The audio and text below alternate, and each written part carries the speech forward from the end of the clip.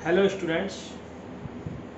पिछली क्लास में lecture number 4 में आपने प्रश्नावली 2.1 के क्वेश्चन नंबर 1 से लेकर 15 तक पढ़े थे, जिसमें लेक्चर नंबर 4 में आपको मैंने बोर्ड एग्जाम में आए हुए 2 क्वेश्चन भी कराए थे। तो आज के लेक्चर नंबर 5 में क्वेश्चन नंबर 16 से लेकर आगे तक के जितने भी क्वेश्चन हैं वो उनको हल कराता हूँ। तो आज की क्लास स्टार्ट करते हैं। Chapter number 2 lecture number 5। तो क्वेश्चन नंबर 16 से स्टार्ट करते हैं। तो 16 में क्वेश्चन में थोड़ा सा टॉपिक है, पहले इस टॉपिक को थोड़ा सा पढ़ते हैं। अभी तक आपने 10th क्लास तक पढ़ा था द्विघात समीकरण। इस क्वेश्चन में आएगा एक त्रिघात समीकरण। तो पहले इसके बारे में थोड़ी सी जानकारी लेते हैं, तब क्वेश्चन नंबर 16 को स्टार्ट करेंगे। तो द्विघात समीकरण के बारे में तो तुम जानते ही 10th क्लास से। द्विघात समीकरण, क्वाड्रेटिक इक्वेशन। द्विघात समीकरण क्या होता है? कोई भी समीकरण ax² + bx + c = 0, जहां a का मान 0 नहीं होना चाहिए, द्विघात समीकरण कहलाता है। इसके 2 मूल होते हैं और त्रिघात समीकरण के 3 मूल। मूल कहें तो हल या मान। तो माना इसके मूल अल्फा कॉमा बीटा है, तब आप 2 चीजें जानते थे। क्या? एक तो जानते थे मूलों का योगफल और एक जानते थे आप मूलों का गुणनफल। मूलों का योगफल होता था माइनस के x का गुणांक बटे x² का गुणांक, और मूलों का गुणनफल होता था कांस्टेंट टर्म अचर पद बटे x² का गुणांक। ये आप 10th क्लास से जानते हैं।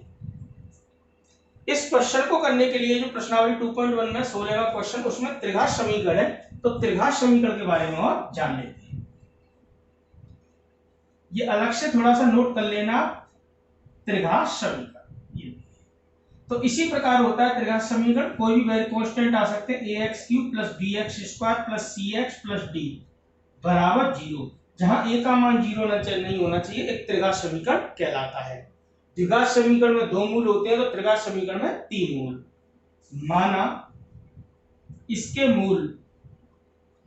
इसके मूल कोई 3 मूल हैं, जैसे अल्फा बीटा गामा है, तब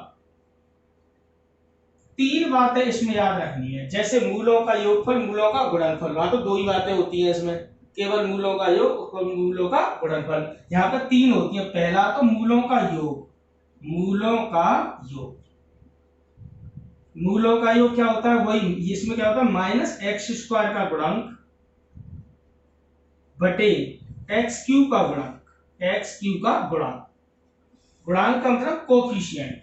तो मूलों का योग, मूल कौन से माने आपने? अल्फा बीटा गामा, मतलब alpha plus beta plus gamma की वैल्यू हो जाएगी -x² का गुणांक कितना है? b, और x³ का गुणांक कितना है? a। एक बात तो ये। नंबर 2, इसमें एक नई चीज आती है, दो मूलों के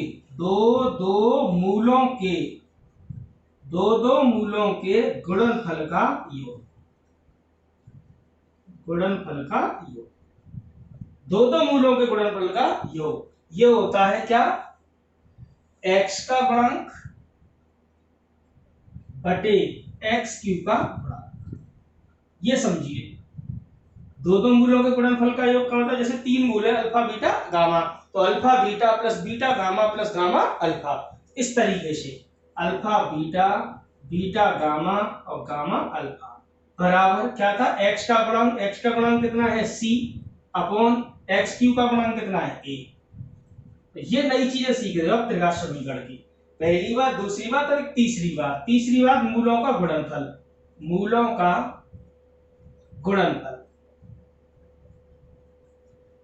गुणनफल क्या होता है? माइनस के अचर पद बटे x³ का गुणांक। मूलों का गुणनफल, मूल कौन है? Alpha into beta into gamma, minus constant term कौन है इसमें? d, अपॉन x³ का गुणांक कितना है? आप तो इस चीज को याद रखा था। तो ये त्रिघात समीकरण के बारे में आप जानकारी ले रहे हैं। तो अगर कोई समीकरण ax³ + bx² + cx + d = 0 है, जहां a का मान 0 नहीं है, त्रिघात समीकरण कहलाता है। इसके 3 मूल होते हैं। माना भी मूल अल्फा बीटा गामा है, तो हम 3 बातें यहाँ पर याद रखेंगे। जैसे कि द्विघात समीकरण में 10th क्लास में 2 बातें याद रखते थे, मूलों का योगफल और मूलों का गुणनफल। मूलों का योग आप जानते थे, याद रखा था हमने, माइनस बी अपॉन ए। माइनस बी अपॉन ए का मतलब x का गुणांक माइनस का x का गुणांक बटे x स्क्वायर का गुणांक, और c अपॉन ए का मतलब अचर पद बटे x स्क्वायर का गुणांक। त्रिघात समीकरण में मैंने आपको पूरा लिख के बता दिया है, इसको आप ढंग से नोट कर लेना, ये आगे भी काम आ सकता है। फिलहाल इस पूरी प्रश्नावली में कहीं और पे भी नहीं है, पूरी किताब में भी नहीं आएगा शायद ये, लेकिन इस क्वेश्चन में ये त्रिघात समीकरण दिया है। पहले ये कोर्स में था, इसीलिए त्रिघात समीकरण को मुझे अलग से लिखाना पड़ा। तो त्रिघात समीकरण इस प्रकार होता है, इसके तीन मूल होते हैं, अल्फा बीटा गामा, मूलों का योगफल माइनस के बी अपॉन है, ये याद रखना है, माइनस एक्स स्क्वायर का गुणांक बटे एक्स क्यूब का गुणांक, और दो मूलों के गुणनफल का योग alpha beta plus beta gamma plus gamma alpha क्या होता है, x का गुणांक बटे x क्यूब का गुणांक मतलब c अपॉन a, और मूलों का गुणनफल अल्फा बीटा गामा किसके बराबर, माइनस के d अपॉन a, मतलब माइनस के अचर पद बटे x स्क्वायर, x क्यूब का गुणांक। तो ये आपको ढंग से समझ में आ रहा होगा। तो इससे रिलेटेड हमारा यह क्वेश्चन है, तो उस क्वेश्चन को हम करते हैं, देखिए कैसे, ये आप ढंग से नोट कर लेना, ठीक है ना। आगे देखते हैं क्वेश्चन। तो क्वेश्चन में इसका स्टार्ट करता हूं, अब जरा उसको समझेंगे। ये देखिए क्वेश्चन क्या है, तो प्रश्नावली 2.1, प्रश्नावली 2.1 और क्वेश्चन नंबर 16। ये देखिए क्या कह रहा है, एक समीकरण दे रखा है क्वेश्चन नंबर 16 में, ये कह रहा है कि यदि x cube plus P x square plus Q x plus P, x cube plus P x square plus Q x plus P बराबर 0। ये कह रहा है कि x cube plus P x square plus Q x plus P बराबर 0 के मूल alpha beta gamma हो, के मूल अल्फा बीटा गामा है, तो सिद्ध करवा रहा है tan inverse alpha plus tan inverse beta plus tan inverse gamma, ये बराबर सिद्ध करना है हमें n पाई, ये सिद्ध करवा रहा है, ये हमें सिद्ध करना है। पूरा सवाल मैं आपको ढंग से लिख देता हूं, सिद्ध करना है, ये हमें सिद्ध करना है, ये गिवन है, दिया है, मतलब वो ये कह रहा है कि यदि समीकरण x cube plus P x square plus Q x plus P बराबर 0 के मूल अल्फा बीटा गामा हो, तो सिद्ध कीजिए tan inverse alpha plus tan inverse beta plus tan inverse gamma बराबर n पाई। क्वेश्चन समझ में आ रहा है। तो देखो ये आपको गिवन है, ये सिद्ध करना है, तो देखो इसके मूल कौन है, अल्फा बीटा गामा, तो अभी की जगह से तीन चीजें तो आप अपनी तरफ से बना ही लीजिए। अभी जो आपको समझाया था क्या, मूलों का योगफल, ये देखिए पूरी अभी लिखा था, मूलों का योगफल क्या था, माइनस एक्स स्क्वायर का गुणांक, एक्स स्क्वायर का गुणांक कितना हो गया p बटे एक्स क्यूब का गुणांक 1, मतलब कितना आया माइनस का p, ये अभी लिखाया है माइनस के एक्स स्क्वायर का गुणांक बटे एक्स क्यूब का गुणांक, जिसमें माइनस बी अपॉन ए करके लिखाया था। अब वो ए बी सी डी तो कुछ भी हो सकते हैं, यहाँ ए का मान 1 है, बी का मान p है, सी का मान q है, डी का मान p है, तो कांस्टेंट तो कोई भी हो सकते हैं, ए बी सी डी, यहाँ पर 1 p q p ऐसे।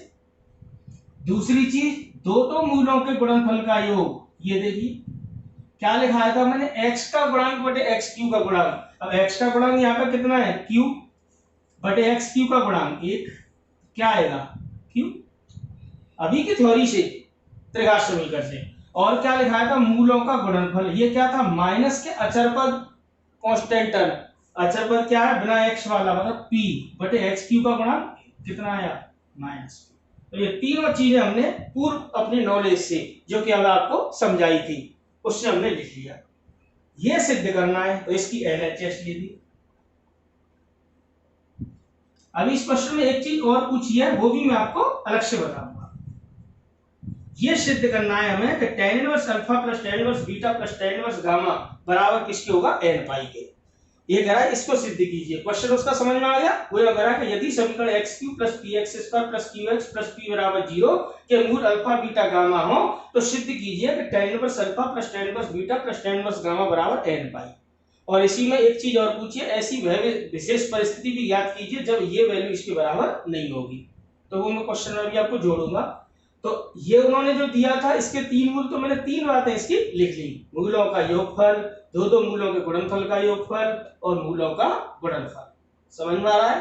अब देखिए मैंने LHS ले ली, यहाँ पे ये फॉर्मूला बन गया, किसका फॉर्मूला बन गया, tan inverse x plus tan inverse y plus tan inverse z का। ये लगा दीजिए, क्या था formula, tan inverse x plus y plus z minus x y z upon 1 minus x y y z और जेड एक्स। समझ में आ रहा होगा, ये लगा दीजिए, इसको हल कराएंगे आराम आराम से। तो tan inverse alpha plus beta plus gamma minus alpha beta gamma बटे 1 माइनस, इसमें से माइनस कॉमन ले लिया तो क्या आएगा, alpha beta beta gamma gamma alpha. ये देखिए सारी वैल्यू आपके पास रही, मूलों का योगफल, दो मूलों का गुणनफल का योगफल और मूलों का गुणनफल। तो लगाइए value, tan inverse alpha plus beta plus gamma, alpha plus beta plus gamma का मान कितना है, minus P, minus alpha beta gamma मूलों का गुणनफल कितना है, माइनस पी, और यहाँ पे आप लिखोगे माइनस पी ऐसे upon 1 minus alpha beta beta gamma gamma alpha का मान किसके बराबर है, दो मूलों का गुणनफल क्यू के बराबर है। ये देखिए मतलब ये दोनों वैल्यू बराबर है, माइनस पी है तो ये भी माइनस पी है। तो tan इनवर्स यहां से क्या होगा, माइनस पी प्लस पी हो जाएगा, ये minus minus 1 minus Q, P में से पी क्या आएगा, जीरो, जीरो में 1 माइनस क्यू का भाग लगाओगे जीरो। आप जानते हो tan में जीरो मान tan n पाई का होता है। अरे हमने क्लास 11 में पढ़ा था व्यापक हल, मतलब tan x बराबर जीरो हो तो x बराबर n पाई होता है, जहां n बिलोंग्स टू z। ये व्यापक हल हमने पढ़ा था, व्यापक हल करके पढ़ा था क्लास 11 का, व्यापक हल किसी भी त्रिकोणमितीय समीकरण का। तो tan n पाई का मान किसके बराबर होता है, जीरो, tan इनवर्स से tan हट जाएगा, क्या रह जाएगा, n पाई। क्या आ गई है, RHS। समझ में आ रहा है, अरे tan n पाई का मान जीरो होता है, साइड में लिख देना tan n पाई बराबर होता है zero where n belongs to z। ऐसे हो गया सवाल। अच्छा ये वैल्यू जीरो आई तभी तो ये tan n पाई लिखा गया, अगर ये जीरो नहीं आता तो ऐसा नहीं होता।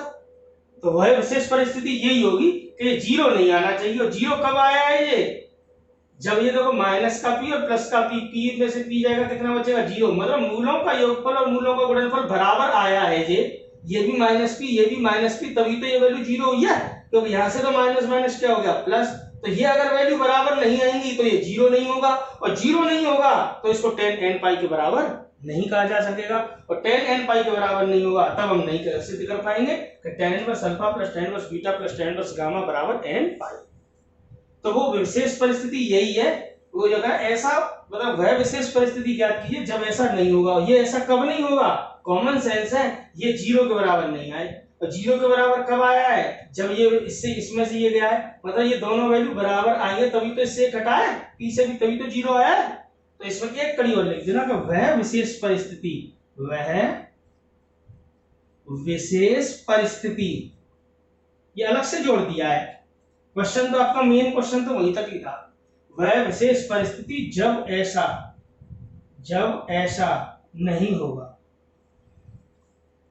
कब नहीं होगा साहब, जब ये जीरो के बराबर नहीं आए। और जीरो के बराबर कब आया है, जब ये दोनों वैल्यू बराबर थी, ये भी माइनस पी था, ये भी, तभी तो माइनस माइनस क्या हुआ, प्लस। मतलब मूलों का योगफल और मूलों का गुणनफल बराबर नहीं होना चाहिए, तभी तो ये बराबर जीरो नहीं आएगा। तो ये कह रहा है विशेष परिस्थिति जब ऐसा नहीं होगा। कब नहीं होगा साहब, ये वैल्यू इस वैल्यू के बराबर नहीं है, मतलब alpha plus beta plus gamma बराबर काय के नहीं हो, अल्फा बीटा गामा। अरे ये दोनों ही तो बराबर थे भाई, ये भी माइनस पी था, ये भी माइनस पी था, माइनस माइनस प्लस हो गया, पी में से पी गया, जीरो आया, और tan n पाई का मान कितना होता है, जीरो, तभी तो बराबर लिखे गए, तभी तो tan n पाई बराबर जीरो हुआ है। अभी अगर बराबर ही नहीं होंगे तो जीरो नहीं बनेगा, जीरो नहीं बनेगा तो tan n पाई के बराबर नहीं आएगा, और tan n पाई के बराबर नहीं होगा तो ये वैल्यू प्रूफ नहीं हो पाएगी। तो बस ये अलग से लिख देना है कि वह विशेष परिस्थिति जब ऐसा नहीं होगा। कब नहीं होगा, जब मूलों का योगफल बराबर नहीं हो मूलों के गुणनफल, मतलब मूलों का योग बराबर नहीं हो मूलों का गुणनफल। ये अलग से आपको लिख देना है, हालांकि मेन क्वेश्चन तो आपको वहीं तक था। तो क्वेश्चन आपकी समझ में ढंग से आया होगा। क्वेश्चन फिर रिपीट करूंगा। ये कह रहा है कि अगर ये समीकरण दे रहा है, अगर इस समीकरण x³ plus px² plus qx plus p बराबर 0 के मूल अल्फा बीटा गामा हो तो सिद्ध कीजिए कि tan inverse alpha plus tan inverse beta plus tan inverse gamma बराबर n पाई। और एंड में ये भी लिख दिया इस क्वेश्चन में एक्स्ट्रा, क्या लिख दिया कि वह विशेष परिस्थिति भी ज्ञात कीजिए जब ये वैल्यू इसके बराबर नहीं होगी। तो फिलहाल तो हमने इसको इसके बराबर सिद्ध करने के लिए ये जो बात दे रखी थी, क्या दे रखी थी कि इसके 3 मूल दे रखे थे, अल्फा बीटा गामा। तो ये हमने आपको अलग से समझाया था। अभी 3 चीजें हम जानते हैं, मूलों का योगफल, दो मूलों के गुणनफल का योग और मूलों का गुणनफल। मूलों का योग माइनस के एक्स स्क्वायर का गुणांक बटे एक्स क्यूब का गुणन, तो माइनस के पी अपॉन 1। दो मूलों के गुणनफल का योग एक्स का गुणांक बटे एक्स क्यूब का गुणांक क्यू अपॉन 1, और मूलों का गुणनफल माइनस के अचर पद बटे एक्स क्यूब का गुणांक। सिद्ध ये करना था। LHS की tan inverse x plus tan inverse y plus tan inverse z का फॉर्मूला लगा दिया, यहाँ से अल्फा प्लस बीटा का इन सब का मान लगा दिया, सरल होकर ये 0 आ गया और tan n पाई का मान 0 होता है, tan इनवर्स से tan हट गया, क्या आ गया n, प्रूव्ड हो गया। और वह विशेष परिस्थिति जब ऐसा नहीं होगा, कब नहीं होगा, जब ये वैल्यू बराबर नहीं आए, तभी तो 0 नहीं बनेगा। तो हमने ये लिख दिया कि ये वैल्यू इसके बराबर नहीं होनी चाहिए, तब ऐसा नहीं हो पाएगा। मतलब मूलों का योग मूलों के गुणनफल के बराबर नहीं होगा। देखो यहाँ पे बराबर ही तो था, ये भी माइनस पी था, ये भी माइनस पी था, तभी तो माइनस माइनस यहाँ पे क्या हुआ, प्लस 0 बना। मुझे लगता है आपकी समझ में ढंग से आ गया, कोई दिक्कत नहीं है सर। तो यहां तक आपके क्वेश्चन प्रूव करने वाले थे, मतलब सिद्ध करने वाले। अब आगे क्वेश्चन नंबर 17 से आप देखेंगे, हल कीजिए। जैसा कि बोर्ड एग्जाम 2020 में क्वेश्चन आया था, और उस दिन आपको कराया था लेक्चर नंबर 4 में, जिसमें हल करना था, एक्स का मान निकालना था। तो ऐसे ही समीकरण आएंगे। अब तो इस टाइप के क्वेश्चन आते हैं, या तो प्रूव करने वाले हैं या समीकरण हल करने वाले, दो ही टाइप के क्वेश्चन आते हैं। तो अब तक तो मैंने आपको प्रूव करने वाले कराए, अब कराता हूं हल करने वाले। तो क्वेश्चन नंबर 16 तक तो क्लियर है, अब देखेंगे 17 से लेके आगे के क्वेश्चन, देखते हैं।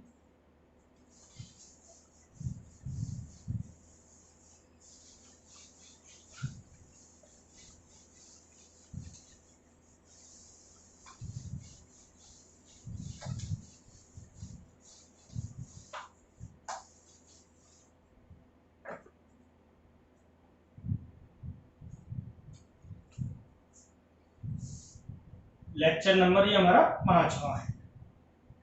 लगभग 7 से 8 चैप्टर लेक्चर में ये चैप्टर फिनिश हो जाता है, तो इसकी 2 या 3 क्लास में ये चैप्टर फिनिश हो जाएगा। तो समझते हैं क्वेश्चन नंबर यहाँ से अब 17 से। अब आइए हल करने वाले, हल कीजिए। ऐसे लिख के देगा वो। हल करने का मतलब है आपको x का मान निकालना है, और ज्यादातर क्वेश्चन में वेरिएबल x चलता है, y हो तो y का निकाल देना, z हो तो z का, जो भी चर राशि हो। तो ज्यादातर क्वेश्चन में x आएगा, x का मान आपको निकालना है। समझ में आ रही है मैं क्या कह रहा हूं? अब देखिए क्वेश्चन नंबर 17। तो बोल रहा है निम्न समीकरणों को हल कीजिए। तो क्या है question? Question number 7, sec inverse x upon a minus sec inverse x upon b बराबर sec inverse b minus sec inverse a। ये दिया है और कह रहा हल कीजिए, मतलब इस समीकरण को हल करना है, मतलब x का मान निकालना है आपको। मोस्ट इंपोर्टेंट क्वेश्चन है, हर 1-2 साल छोड़ के ये क्वेश्चन आता है। तो आप पिछले 2-3 साल के पेपर देखोगे तो ये 100% किसी न किसी साल में आया होगा, पूछा जाता है अक्सर करके। तो स्टार्ट करते हैं। तो देखो स्टार्ट करने से पहले कोई फॉर्मूला तो बनना नहीं कि sec inverse x minus sec inverse y, cos inverse का तो आपने पढ़ा था, तो इसको cos इनवर्स में चेंज करेंगे। तो देखेंगे इसको सॉल्यूशन किस प्रकार सॉल्व करना है। मोस्ट इंपोर्टेंट क्वेश्चन है, देखिए। तो जो दिया है उसको लिख लेंगे, sec inverse x upon a minus sec inverse x upon b बराबर sec inverse b minus sec inverse a। ये अब ध्यान से समझना, यहां से आगे sec inverse x minus sec inverse y का ऐसा कोई फॉर्मूला आपने नहीं पढ़ा है। तो sec इनवर्स को आप cos इनवर्स में चेंज करा दीजिए। तो आप जानते हैं cos sec का उल्टा होता है, तो cos इनवर्स x बराबर होता है sec इनवर्स 1 अपॉन x, या उल्टा कह लो, ऐसे कह लो कि sec इनवर्स x बराबर, ऐसे समझ लो, cos इनवर्स 1 अपॉन x। तो एक दूसरे के उल्टे होते हैं व्युत्क्रम। तो sec इनवर्स x बराबर किसके होता है? cos इनवर्स 1 अपॉन x के, मतलब ये उलट जाएगा, x का कितना हो जाएगा? 1 अपॉन x, उसका उल्टा हो जाएगा। तो बस sec इनवर्स को cos इनवर्स में चेंज करा दीजिए पूरे में। तो sec inverse x upon a को क्या लिखा जा सकता है? cos inverse a upon x। इसको क्या लिखोगे आप? cos inverse b upon x। Sec inverse b को क्या लिखोगे आप, cos inverse 1 upon b minus cos inverse 1 upon ये। अब इसमें फॉर्मूला बनना है cos inverse x minus cos inverse Y का। देखो अभी डायरेक्ट फॉर्मूला मत लगा देना, कुछ सवाल ऐसे होते हैं कि हमें लगता तो है कि डायरेक्ट फॉर्मूला लगाएं सरल कर देंगे आंसर आएगा, लेकिन सरल करने में आगे ये कठिन हो जाएगा। तो इसमें कुछ ना कुछ विशेष बात आती रहती है हर क्वेश्चन में। तो इसमें आप एक काम करके चलना, पहले ए वाले पदों के पास तो ए वाले पद को भेज देना और बी वाले पद के पास बी को, ताकि कैंसिल तब भी हो जाए। तो मैंने क्या किया है, इस पद को तो इधर लाया हूं, इस टर्म को इधर। तो cos इनवर्स 1 अपॉन ए को तो इधर ला रहा हूं, तो माइनस का इधर आगे काय का हो जाएगा, प्लस का। समझ में आ रहा है ना। और cos inverse b upon x को उधर भेज रहा हूं, काय का हो जाएगा, प्लस का। ऐसे ही क्लियर है। हाँ तो ये ऐसे होता है सर, मतलब cos इनवर्स 1 अपॉन a को इधर ट्रांसफर कर दिया, cos inverse b upon x को इधर। अब फार्मूला बनना है इसमें cos inverse x plus cos inverse. तुम कहोगे ऐसा क्यों किया, ऐसा इसलिए कैलकुलेशन इजी आए, जब कैलकुलेशन लगेगी तो a से a कटता जाएगा, ऐसे b से b कटता जाएगा। अब लगाओ cos inverse x plus cos inverse y का formula, cos inverse x plus cos inverse y। ये हर क्वेश्चन में फॉर्मूले लगते ही रहेंगे, इनको आपको ढंग से याद करना है। ये फॉर्मूले में आपको ढंग से लिखा चुका हूं और प्रूव करके भी लिखा है।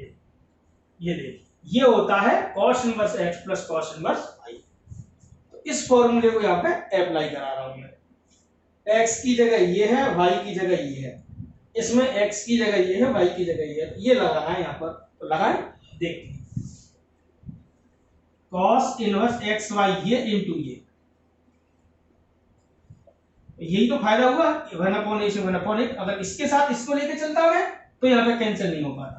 Minus under root 1 minus x square का इसका स्क्वायर, इसका स्क्वायर क्या आएगा, a square upon x square. 1 upon a का स्क्वायर क्या होगा, 1 अपॉन a स्क्वायर।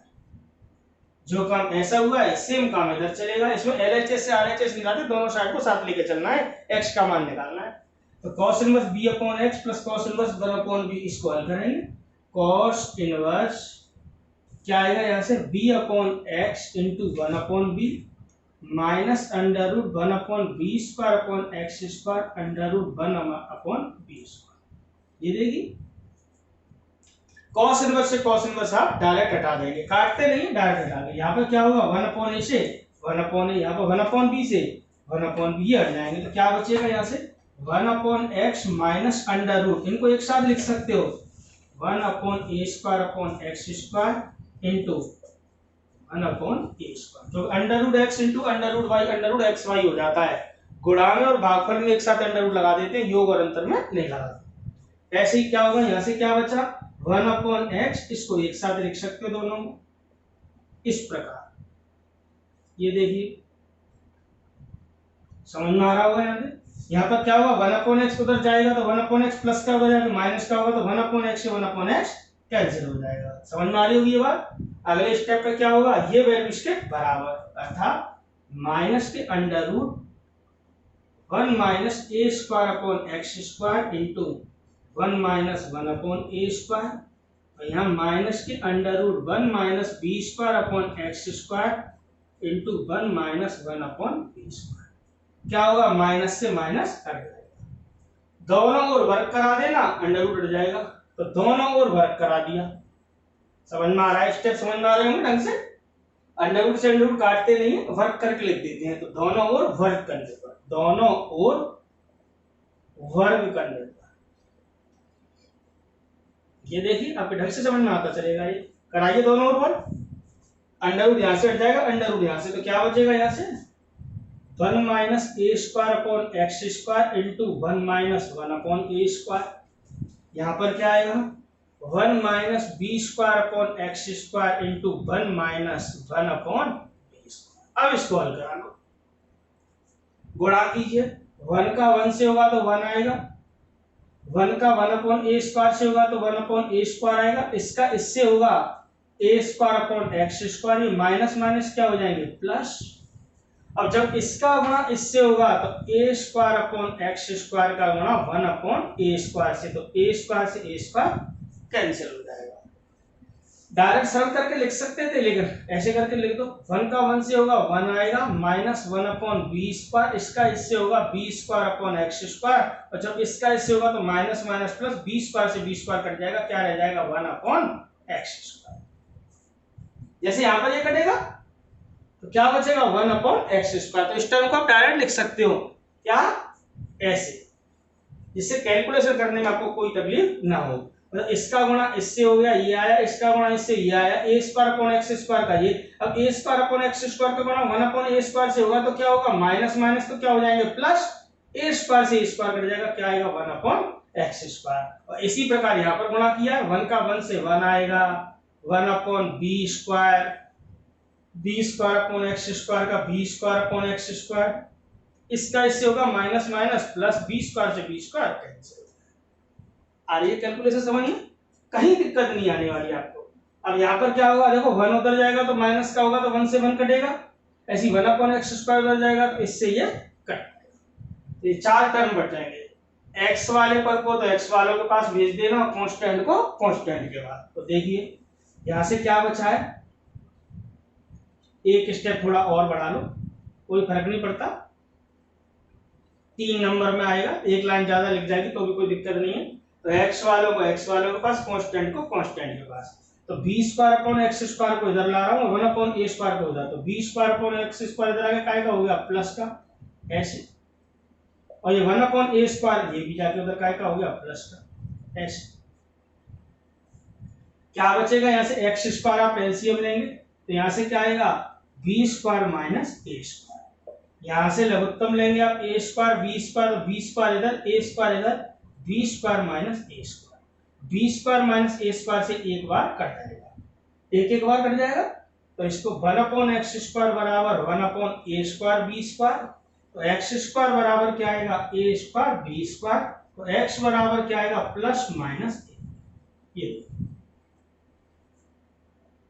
दो रिजल्ट आएंगे, एक तो प्लस का और एक माइनस का। लेकिन माइनस वाला रिजल्ट क्या होगा, माइनस वाला अगर यहां लगाओगे x बराबर माइनस ए बी तो क्या हो जाएगा, a से a कट जाएगा, सेक इनवर्स b माइनस के b pi minus sec inverse b हो जाएगा। ऐसे यहाँ b से ये पाई माइनस सेक इनवर्स है, तो इसको जब हल करोगे माइनस लगाने पर तो ये value sec inverse b minus sec inverse a नहीं आएगी, उल्टी आएगी sec inverse a minus sec inverse b के। तो x बराबर माइनस के ए बी यहां पर लगाओगे ना तो ये इस समीकरण को संतुष्ट नहीं करेगा। मेरी बात समझो मैं क्या कह रहा हूं, इससे सेक इनवर्स माइनस के ए बी लगा दिया यहां, तो ए से कट जाएगा, सेक इनवर्स माइनस बी हो जाएगा pi minus sec inverse b, और सेक इनवर्स माइनस है pi minus sec inverse a, तो माइनस पाई से तो पाई कट जाएगा, रिजल्ट आएगा sec inverse a minus sec inverse b, जबकि राइट हैंड साइड क्या है sec inverse b minus sec inverse a. तो यहां से क्या है ए बी संतुष्ट करेगा, माइनस के ए बी इसको संतुष्ट नहीं करेगा, तो लिख देना। अब चूंकि x बराबर माइनस के ए बी दिए गए समीकरण को संतुष्ट नहीं करता है, ये आप एक्स्ट्रा लाइन लिख आना, संतुष्ट नहीं करता है, इसीलिए x बराबर ए बी, केवल ये आपको आंसर देना है। समझ में आ रही है मेरी बात, अभी नहीं आई? अरे यार माइनस ए बी लगाओ, x की जगह माइनस ए बी, एक्स की जगह माइनस बी से बी कट जाएगा, ये सेक इनवर्स माइनस ए, ये देखिए ऐसे बचेगा, और ये सेक इनवर्स माइनस बी, पूरी बात समझाता हूं। सेक इनवर्स माइनस ए क्या होगा पाई माइनस सेक इनवर्स ए, ये क्या हो जाएगा pi minus sec inverse B,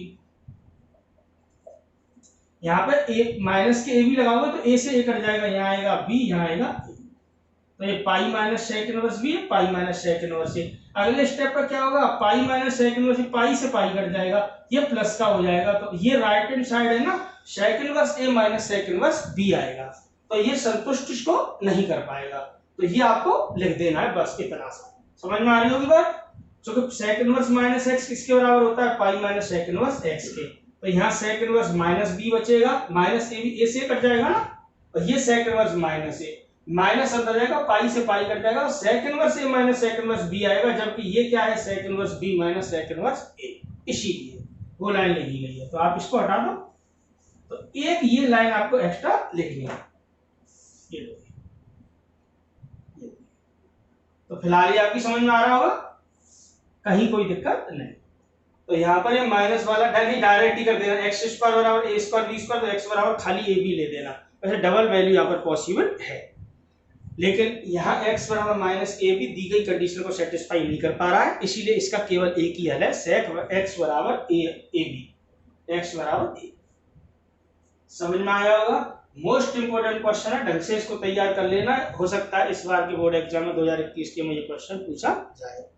तो इस तरीके से क्वेश्चन इसमें आते रहते हैं। क्वेश्चन आगे बढ़ाते हैं, देखिए क्वेश्चन नंबर 18।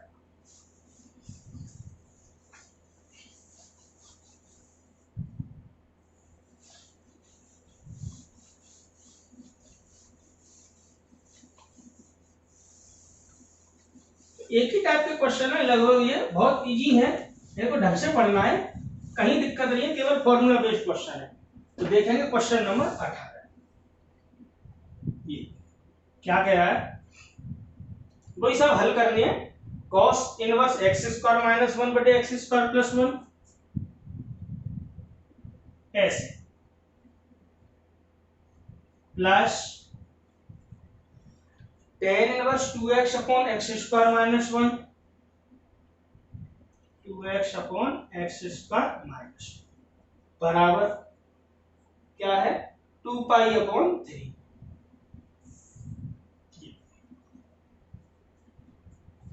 क्वेश्चन क्लियर है?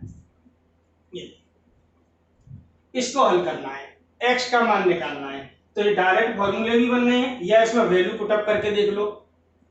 x बराबर tan थीटा रखोगे तो tan स्क्वायर थीटा माइनस 1 बटे tan स्क्वायर थीटा प्लस 1 कुछ नहीं होता है, 1 माइनस tan स्क्वायर थीटा बटे 1 प्लस tan स्क्वायर थीटा, ये हो जाता है cos 2 थीटा।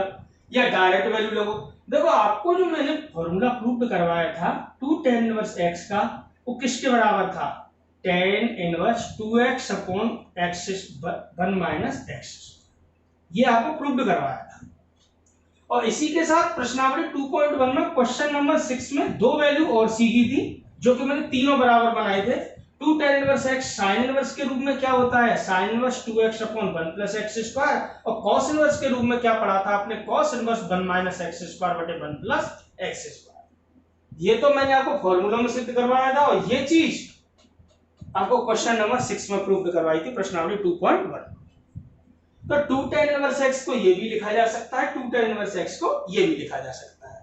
तो देखो इसमें और इसमें कोई अंतर नहीं है, 2 tan इनवर्स x इसके बराबर होता है, 2 tan इनवर्स x इसके भी बराबर होता है, और ये भी बिल्कुल सेम है। देखो 2x upon 1 minus x square, यहाँ पे 2x अपॉन क्या है, x स्क्वायर माइनस 1, केवल इतना ही तो अंतर है, माइनस कॉमन ले लेंगे तो 1 माइनस x स्क्वायर हो जाएगा।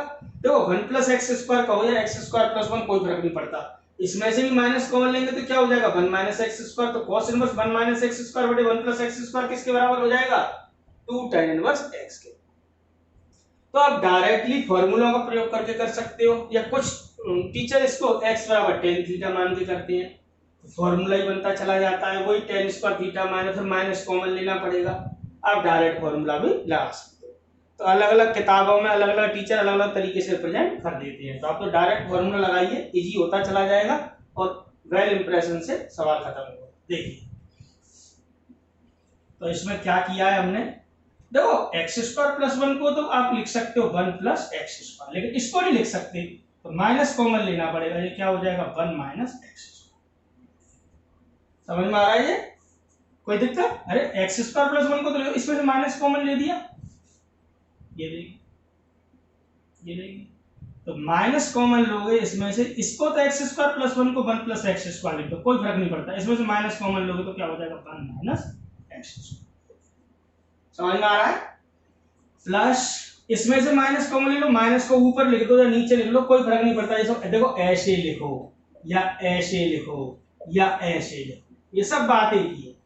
तो माइनस कॉमन लिख लो, माइनस को थोड़ा ऊपर लिख दो ऐसे, माइनस के 2x upon x square minus 1 की जगह पे क्या 1 माइनस एक्स, माइनस कॉमन ले दिया है, तो कहोगे यहाँ पे लिखो ना माइनस को यहाँ लिख लो या यहाँ लिख लो, कोई फर्क नहीं पड़ता, बराबर क्या हो गया 2 पाई बाई 3। ये तो दिया ही था, ये क्वेश्चन नहीं तो गिवन है पूरी कंडीशन, ये देखिए ये तो पूरी कंडीशन आपको दे रखी है। अब आगे कैसे हल करें ये चीज समझ में आ रही है कि नहीं आ रही। फिर दोबारा से देखिए माइनस कॉमन ले लिया है, स्टेपों को बढ़ाना चाहो बढ़ा लो, घटाना चाहो घटा लो। इसको दो दो स्टेप लाइन बढ़ा के लिख सकते हैं। देखिए केवल माइनस कॉमन ले दिया है, 1 प्लस एक्स स्क्वायर को आप खूब लिख सकते हो, एक्स स्क्वायर प्लस 1 को 1 प्लस एक्स स्क्वायर, बस इसमें से माइनस कॉमन ले लो तो ये हो जाएगा, यहाँ माइनस लग जाएगा ऐसे ऐसे ही यहाँ पर टेन इनवर्स माइनस कॉमन लोगे तो माइनस को नीचे लिख लो या ऊपर लिख लो, 2x upon 1 minus x square ऐसे। समझ में आ रहा है कि नहीं आ रहा, बराबर 2 पाई। अब यहाँ पर दो चीज का विशेष याद रखना है। चैप्टर नंबर ये सेकंड जब पढ़ाया था तो पहला टॉपिक ही हमारा ये था मुख्य मान ज्ञात करने वाला, तो हम दो चीजें यहाँ पे जानते थे। कौन कौन सी वो दो चीजें थी वो ध्यान से समझना। जब वैल्यू नेगेटिव हो तो मैंने आपको पढ़ाया था टेन इनवर्स माइनस एक्स बराबर होता है माइनस के टेन इनवर्स एक्स, और कॉस इनवर्स माइनस एक्स किसके बराबर लिखाया था, pi minus cos inverse x. ये देखिए कॉस इनवर्स माइनस एक्स किसके बराबर होता है, pi minus cos inverse x, और टेन इनवर्स माइनस एक्स किसके बराबर होता है, डायरेक्ट बाहर हो जाता है माइनस।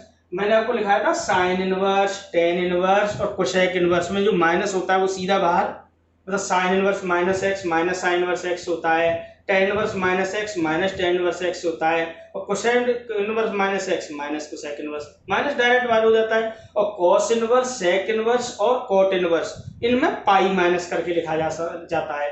जैसे कॉस इनवर्स माइनस एक्स किसके बराबर था, pi minus cos inverse x के, cot inverse minus x pi minus cot inverse x के, और सेक इनवर्स माइनस एक्स भी पाई माइनस सेक इनवर्स। तो वही चीज यहाँ पर है।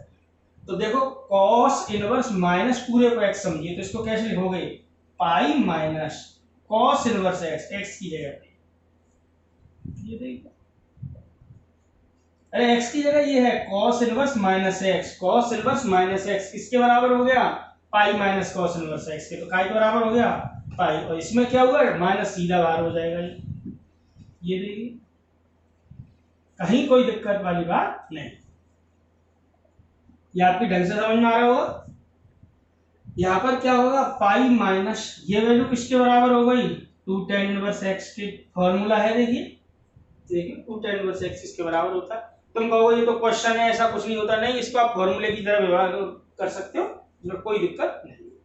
तो ये वैल्यू भी कितनी हो गई, 2 tan इनवर्स x बराबर कितना 2 pi by 3, pi minus 2 tan inverse x और 2 tan इनवर्स x कितना हो गया यहाँ से 4 tan इनवर्स x बराबर 2 पाई अपॉन 2 पाई अपॉन 3 इधर, 4 tan इनवर्स x उधर, तो यहाँ से पाई माइनस 2 पाई बाई 3 बराबर किसके हो गया 4 tan इनवर्स x।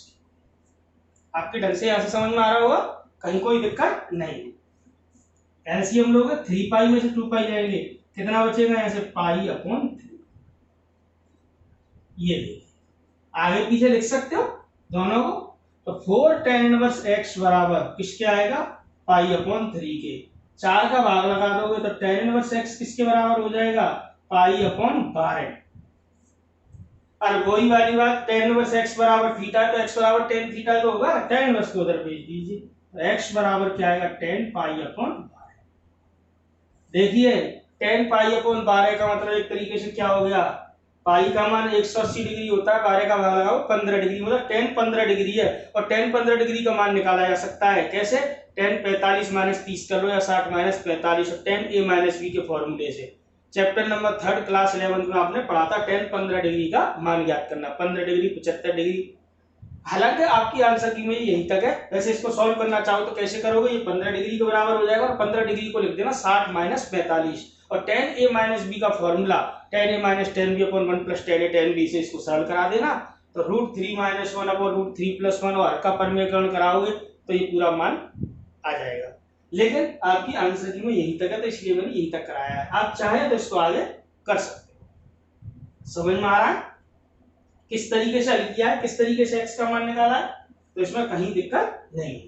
क्वेश्चनों को आगे बढ़ाते हैं। देखिए 18वां क्वेश्चन आपकी समझ में आ गया होगा। देखिए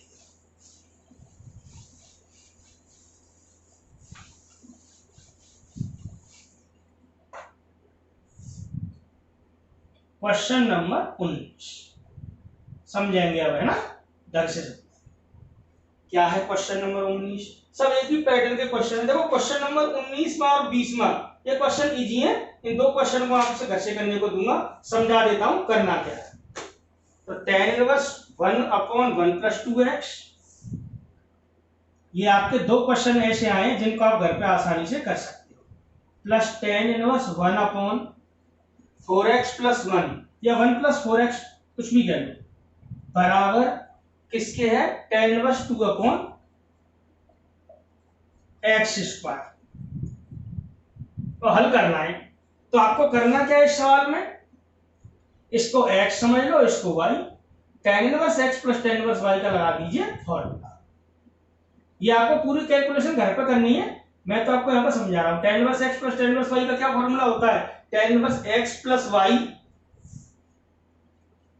अपॉन 1 - x1। आपको ये काम करना है, बराबर में इसको ऐसे लिखना है tan इनवर्स 2/x²। अब क्या होगा, tan इनवर्स से tan इनवर्स हट जाएगा, काटना मत, डायरेक्ट हटा लेना। तो ये वैल्यू इस वैल्यू के बराबर आएगी, 1/1 + 2x + 1/4x + 1 अपॉन 1 - 1 का गुणा 1 से करोगे तो 1 ही रहेगा, 1 + 2x और ये 4x + 1 बराबर 2/x। अब इसको हल करना, यहाँ लघुत्तम लेना, लघुत्तम यहाँ पे भी लघुत्तम लेना, इसका गुणा इससे ये कट जाएगा, हल करना, x में एक समीकरण बन जाएगा, उसको आगे हल कर देना। तो इसको हल कर लोगे आप, इसका रिजल्ट मैं लिख देता हूँ। इसका रिजल्ट क्या आएगा, इसके 3 मान आएंगे, त्रिघात समीकरण बन जाएगा, उसको हल करना तो क्या बन जाएंगे, इसके 3 मान आएंगे, x = 0 आएगा, x = 3 आएगा और x = -2/3। तो इसको हल करना आप, ये होमवर्क कर पाओगे, कोई दिक्कत नहीं है। इस कैलकुलेशन को हल करना है, बस लघुत्तम लेना, समीकरण बनाना है, कर लोगे। बाकी तो समझ में आ ही गया होगा, tan inverse x + tan inverse y का फॉर्मूला है। सेम क्वेश्चन आपका क्वेश्चन नंबर 20 में है। ये देखिए क्या है, क्या कह रहा है, tan इनवर्स x + 7, वैल्यू आपको ध्यान रखनी है, वैल्यू ये दे रखी है 1/1 + 2x, 1/1 + 4x कह लो या 4x + 1, यही दे रखी है। क्वेश्चन नंबर 20 में क्या कहा है ये समझिए। क्वेश्चन नंबर 20 में ये कहा है tan इनवर्स x + 7/x-1 ऐसे, प्लस और क्या दे रखा है, tan inverse x-1 upon x बराबर दे रखा है यहाँ पर नई चीज पाई माइनस tan इनवर्स 7। देखिए मैंने जब आपको जब मुख्य मान ज्ञात कर रहा था तो मैंने आपको दो चीजें बताई थी कि tan इनवर्स -x बराबर होता है माइनस के tan इनवर्स x, या मैंने कहा इसको एक और रूप में लिखा जा सकता है, tan इनवर्स -x को क्या लिखा जा सकता है, pi minus tan inverse x। चूंकि tan - थीटा -tan थीटा भी होता है और tan - थीटा जो मान निकल के आता है -tan थीटा tan 180 - थीटा के भी बराबर होता है। tan 180 - थीटा भी -tan थीटा होता है, tan - थीटा भी -tan थीटा होता है। तो ये दो रूपों में लिखा जा सकता है। तो अब इसको ध्यान रखना है आपको ये चीज। तो pi minus tan inverse x, ध्यान से समझना, pi minus tan inverse x किसके बराबर हो जाता है, tan इनवर्स -x के। तो पाई माइनस, ये हल करना है आपको, दोनों साइड लेके चलनी है। तो pi minus tan inverse 7, pi minus tan inverse 7 किसके बराबर हो जाएगा, पाई माइनस tan इनवर्स 7 बराबर किसके लिख जाओगे, pi minus tan inverse x किसके बराबर होता है, tan इनवर्स -x के। तो पाई माइनस tan इनवर्स 7 को क्या लिख दोगे, tan इनवर्स -7। समझ में आ रहा होगा, ये कोई दिक्कत नहीं है। और ये फॉर्मूला आपको ऐसे ही लिखना है, tan inverse x + tan inverse y का, ये तो साथ लेके चलना है। क्या होगा, tan इनवर्स x + y ऐसे अपॉन 1 - x * y। ये और ये value pi minus tan inverse x किसके बराबर हो जाएगी, tan इनवर्स -x -7। सही से लिख दो, tan इनवर्स -7। tan इनवर्स से tan इनवर्स हटा देना, ये वैल्यू इसके बराबर, इसको हल करना। और इसकी वैल्यू जो हल करोगे तो इसका रिजल्ट कितना आएगा, ये मैं आपको डायरेक्ट लिख देता हूं। इसकी वैल्यू आएगी, धराचार विधि लगेगी आगे जाके, x का मान निकालना, x का मान दरअसल एक समीकरण बन जाएगा, द्विघात समीकरण, ऐसी इक्वेशन बन जाएगी x square minus 22x plus 25 बराबर 0। ठीक है ना, क्वाड्रेटिक इक्वेशन बन जाएगी। इसको हल करा देना तो x की जो वैल्यू निकल के आएगी वो आएगी 11 प्लस माइनस 4 अंडर रूट 6। ये इसका मान आ जाएगा। आप तो हल करना, द्विघात समीकरण बन जाएगा, फिर उसको द्विघात विधि से हल करा देना तो ये वैल्यू निकल हल कर लोगे तो ये दोनों क्वेश्चन आपके होमवर्क में दिए हैं, इनको ढंग से आप कर लोगे। क्वेश्चन नंबर इसके आगे बढ़ाते हैं क्वेश्चन नंबर 21 से। तो ये दो क्वेश्चन आपके इजी आए थे, इनको आपको ढंग से कर देना। देखेंगे क्वेश्चन नंबर 21। तो क्वेश्चन नंबर 21 क्या कहता है इसको समझते हैं। वही हल करना है। Sine inverse 1/√5 sine inverse 1/√5 plus cot inverse x बराबर π/4। इसको हल करना है।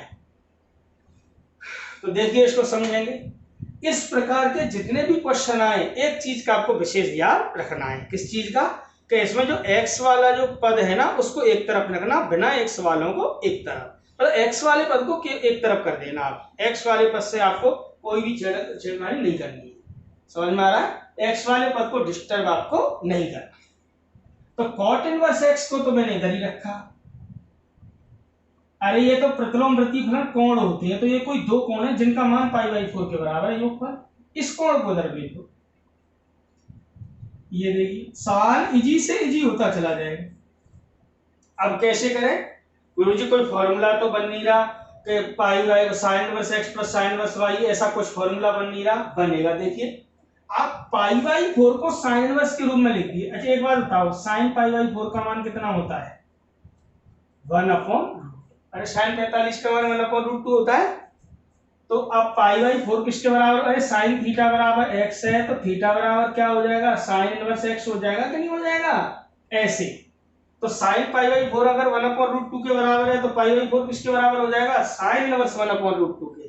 समझ में आ रही है? मतलब π/4 की जगह पर क्या लिखा जा सकता है? Sine inverse 1/√2। वही काम मैं यहाँ पे कर देता हूँ। x वाले पद से तो आपको कुछ कहना नहीं है, तो π/4 की जगह पर क्या लिख दिया मैंने? Sine inverse 1/√2। बाकी कोई दिक्कत ही नहीं है। यह फॉर्मूला बन गया sign inverse x minus sine inverse y। तो रिजल्ट साइन इनवर्स में आएगा और एंड में साइन इनवर्स को किस में चेंज करा दूंगा? कॉट इनवर्स में। तो कॉट इनवर्स से कॉट इनवर्स हट जाएगा, x का मान आसानी से ज्ञात हो जाएगा। तो ये ट्रिक अपना के चलते हैं। इस प्रकार के जितने भी क्वेश्चन आएंगे होता है x वाला टर्म्स एक तरफ और विदाउट x वाले टर्म एक तरफ। देखिए अब sine inverse x minus sine inverse y का लगा देंगे इसमें formula. Sine inverse x minus sine inverse y का क्या फॉर्मूला था? Sine inverse x under root 1 minus y square minus y under root 1 minus x square. क्या होगा? इसको हल करना है आपको। तो sine inverse x under root 1 minus y square, x का मान तो ये under root 1 minus y square करोगे इसका स्क्वायर कितना आएगा? 1/5 minus y 1/√5 under root 1 minus x square, इसका स्क्वायर करोगे तो कितना आएगा? 1/2। समझ में आ रहा होगा? कॉट इनवर्स x बराबर साइन इनवर्स, कहीं दिक्कत नहीं आएगी। आपको हल करते चलना है आराम से। देखो 5 लघुत्तम लोग है, 5 में से एक जाएगा 4/5। 4/5 का वर्गमूल कितना आएगा? 2/√5। 1/√5 ऐसे ही 1/2, 1 में से 1/2 आएगा 1/√2। ये देखिए कॉट इनवर्स x बराबर यहां से क्या आएगा? Sine inverse 2/√10 minus 1/√10। Cot inverse x बराबर साइन इनवर्स √10 एलसीएम लोगे तो 2 में से बन जाएगा 1/√10 आ गया। यहां तक समझ में आ गया होगा। देखिए अब यहां से हमें x का मान कैसे निकालें? तो आपको क्या करना है? इस साइन इनवर्स को किस में चेंज करा देना है? कॉट इनवर्स में। हालांकि दो तरीके से किया जा सकता है। साइन इनवर्स एक्स को आपने टेन इनवर्स के रूप में क्या बदला था, tan inverse x upon under root one minus x square, और कॉट इनवर्स इसका उल्टा था, कॉट इनवर्स के रूप में किसके बराबर होता है, cot inverse under root one minus x square upon x.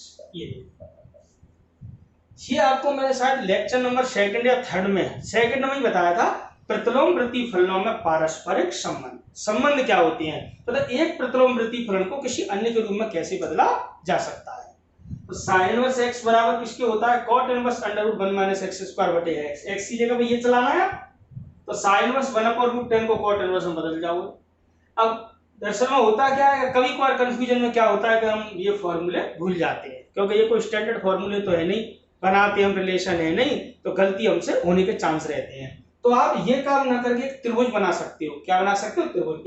एक तरीका तो ये देखो जो मैं आपको बता रहा हूँ, x की जगह पे क्या है, one upon root ten, x की जगह वन अपॉन रूट टेन लगा के हल कर देना तो कॉट इनवर्स में बदल जाएगा। एक तरीका ये है कि आप समकोण त्रिभुज बना सकते हैं। Sine inverse one upon root two को आप मान लो थीटा, ये देखिए, तो साइन इनवर्स इधर आएगा तो साइन थीटा बराबर किसके हो जाएगा, यहाँ से one upon root ten. Sine क्या होगा, लंब बटे का, एक त्रिभुज बना देना। ये देखिए थीटा 90, लंब, ये लंब हो गया, ये आधार हो गया, ये कर्ण हो गया। कर्ण का मान अंडर रूट 10, लंब का मान 1, आधार का मान निकालना है, वही पाइथागोरस प्रमेय से। तो यहाँ से a स्क्वायर बराबर क्या होगा, k square minus l square.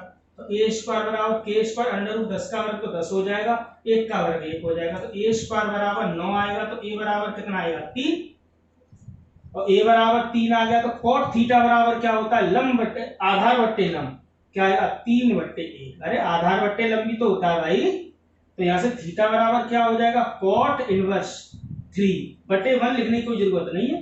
Theta किसका मान था, इसका। समझ में आ रहा है ना क्या कर रहा हूं। तो sine inverse one upon root ten को क्या लिखा जा सकता है, कॉट इनवर्स 3। तो ये समझ में आ रहा है, तो ये ज्यादा काम नहीं रहा, थोड़ा सा ही रह गया है। Sine inverse one upon root ten को क्या लिखा जा सकता है, कॉट इनवर्स 3। तो 2 मिनट का काम है, इसमें कोई ज्यादा काम नहीं है, आपकी समझ में आ रहा होगा। तो एक तरीका तो ये है, और एक तरीका ये है कि x की जगह पर क्या है, one upon root ten. One upon root ten यहाँ जमा दो, तो वन अपॉन रूट टेन का स्क्वायर क्या आएगा, वन अपॉन 10, और ये one upon root 10। One upon 10 करोगे तो 10 में से 9 बटे 10, तो 3 बटे अंडर रूट 10, अंडर रूट 2 से अंडर रूट 10 कट जाएगा, तो ये इसी के बराबर आ जाएगा। समझ में आ रही मेरी बात, ये वैल्यू लगा दीजिए, नहीं पटा रहे। तो साइन इनवर्स, ये साइड में आपको दर्शाना पड़ेगा। तो sine inverse one upon root 10 को क्या लिखा जा सकता है, कॉट इनवर्स 3 एक्स है। कॉट इनवर्स से कॉट इनवर्स हटा दीजिए, क्या आएगा, एक्स लिख देना। चूंकि sine inverse one upon root 10 किसके बराबर लिखा जा सकता है, कॉट इनवर्स 3। और ये वर्क आपको साइड में कर देना। आपकी समझ में यहाँ तक ही आ रहा होगा, कहीं कोई दिक्कत वाली बात नहीं है। तो ये क्वेश्चन कहाँ तक हो गए आपके, 21 तक। आगे के क्वेश्चन 22वां 23वां ये क्वेश्चन भी इसी प्रकार के हैं, थोड़े थोड़े लेंदी हैं, वो कोई दिक्कत नहीं है, आप इसको करेंगे अगले टर्न पर। तो ये क्वेश्चन नंबर 1 से लेकर 21 तक आज मैंने कराए हैं, ज्यादा बड़ी क्लास नहीं ली है, समझ में आया होगा। तो इन क्वेश्चन को ढंग से देखना है। 2 क्वेश्चन मैंने आपको होमवर्क में दिए, वो आपको खुद करने हैं। अगली क्लास क्वेश्चन नंबर 23 से लेके आगे बढ़ाएंगे, और इसमें लगभग 26 से 27 क्वेश्चन है, 25 क्वेश्चन है, सॉरी 23, 24, 25। तो अगली क्लास में 4 क्वेश्चन आपको 22, 23, 24, 25 ये 4 क्वेश्चन कराएंगे, और विभिन्न के क्वेश्चन आप 1 से लेके 15 तक आप स्वयं ट्राई करो, खुद करो, क्योंकि वो सब ऑब्जेक्टिव सवाल है। जो नहीं आएगा उसको आप बता देना, मैं करा दूंगा। तो अगली क्लास नेक्स्ट टर्न पर लेंगे। आपको क्या करना है, विविध प्रश्नावली के 1 से लेकर 15 तक क्वेश्चन कर लेने हैं। आज के जो क्वेश्चन 2 दिए उनको करके रखना है, और इसको दोबारा से पूरे को रिपीट करके पढ़ना। जिन्होंने शुरू से क्लास अटेंड नहीं करी है, वो सारी वीडियो अवेलेबल है, उनको ढंग से आप पढ़ लेना। तो आज के लिए यहीं तक। मुझे लगता है आज की एक क्लास आपकी समझ में आई होगी। तो ठीक है, मिलते हैं नेक्स्ट टर्न पर, तब तक के लिए थैंक यू।